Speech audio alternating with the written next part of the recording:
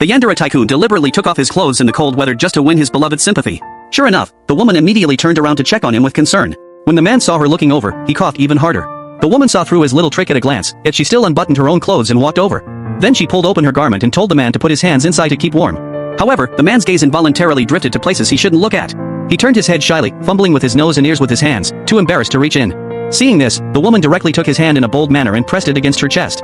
It turned out that the woman was the world's top assassin. During a mission, she was unexpectedly chased by enemies and, in a panic, broke into the yandere tycoon's room. Before the man could react, the woman sat straight down on his lap and pressed a knife against his neck.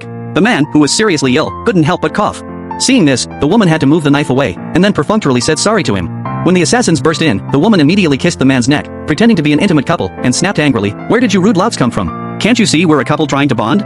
But she didn't expect that the assassin's target was not her, but the man beside her.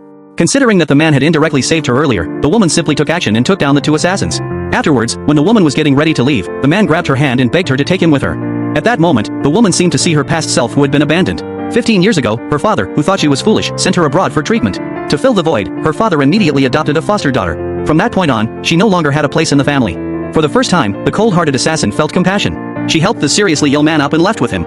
On the way, the man suddenly had an attack. The woman immediately took off her own clothes and draped them over him to keep him warm. Looking at the nosebleed on the man's face, the woman teased, "Haven't you ever seen a beautiful woman before?" As soon as she finished speaking, the assassins caught up. The man knew he couldn't escape and didn't want to hold the woman back, so he told her to leave quickly and not worry about him. But the woman said, "If you die, wouldn't my earlier rescue of you be for nothing?" Then she took out a precious potion from her suitcase and forced it into his mouth. When her accomplice arrived and saw the scene, he thought the woman had gone crazy. How could she give such a valuable potion to a stranger? If the organization found out, they would definitely kill her. The man never expected that the woman would risk her life to save him. But the woman only said calmly, "You saved me too just now. We're even." However, the man was deeply moved. He couldn't help but grab the hem of her skirt, but he couldn't hold on any longer and fainted. When he woke up, he immediately asked his assistant to investigate the woman's identity. Just as he was feeling confused about how to find her, the woman suddenly appeared downstairs of the hospital.